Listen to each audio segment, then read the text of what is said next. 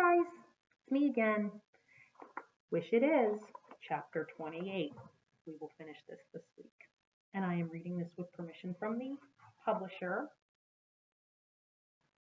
who is Farrar, Straus, and Garreau out of New York. Chapter 28. And so the summer drifted by up there in the Blue Ridge Mountains. I was glad when Bible school was over and all I had to do was play cards on Howard's porch or take Wishbone down to the creek. Some days we rode our bikes to nowhere in particular, and once in a while we sold vegetables and bread and butter pickles out of a wagon at the end of our driveway. Mrs. Odom taught me how to crochet and helped me make a scarf for Bertha. Gus took me fishing, and I even won a few Bible bucks in Sunday school. Jackie called every now and then. She had a new boyfriend named Jake who drove a motorcycle. Carol Lee's parents didn't like him. But who cares, she said. Not me. She didn't get the bank teller job she wanted, but she met some guy who needed a file clerk at his insurance agency, and then she could finally quit that Waffle House job. I got a few more letters from Scrappy. He didn't say much except, "It sure has been hot here lately," or "I'm getting fat eating jailhouse food, ha ha." I still made my wish every day because I decided I was not ready to give up yet.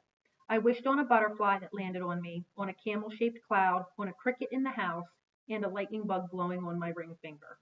I found another four-leaf clover and a penny in a parking lot, and one time we drove across the state line into Tennessee, which is good for wishing if you clap 3 times first. And then, one day, a lady from social services showed up at Gus and Bertha's. She snooped around the house, her eyes flitting here and there, examining every little thing. She made a face at the cat hair on the couch and raised her eyebrows at those canning jars in my room. Bertha followed along behind her, chattering a mile a minute about what a big help I am around the house and how much I loved vacation Bible school. Of course, she left out the parts about T.J. Rainey and that dumb lunchbox note. "And check out her dog," she said, nodding toward Wishbone, snoring by the back door. "You wouldn't believe how she takes care of that dog. Feeds him, walks him, lets him sleep right on her pillow every night." That lady made another face and then asked if there was somewhere we could talk. "Why don't we go out to the back porch?" Bertha said. So we sat out on the porch with the afternoon sun high above the mountains, while that lady sat in Gus's chair and told us that the situation back in Raleigh had improved. I watched Bertha's face turn white and felt my stomach do a flip. Improved? That lady went on to tell us how Mama was doing better and trying harder and deserved a chance. She explained how it was always best for children to live with their real parents, whenever possible, she added quickly. Then she blabbered on, but all I heard were words like Charlie's well-being and supervision and stable environment. Bertha kept pushing at her hair with a shaky hand and nodding, and then that lady said she would send someone to pick me up in a few weeks, and that was that. Believe me when I tell you my head was spinning. Why was I feeling so scared?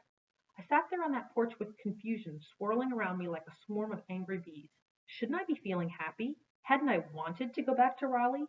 Didn't I hate these hillbilly kids here in Colby? Didn't I want to get the heck out of a place where my only friend was an up-down boy and I slept on Cinderella pillowcases in a shabby old house hanging off the side of a mountain? And then I had a thought that made me jump up and run to the front door, where Bertha was watching that lady's car disappear up the driveway. "What about Wishbone?" I hollered. "Tell that lady I'm not leaving Wishbone." Bertha swiped at her cheeks and pulled me to her and said the perfect Bertha thing. "I will make things right for you, Charlie," she said. "I promise."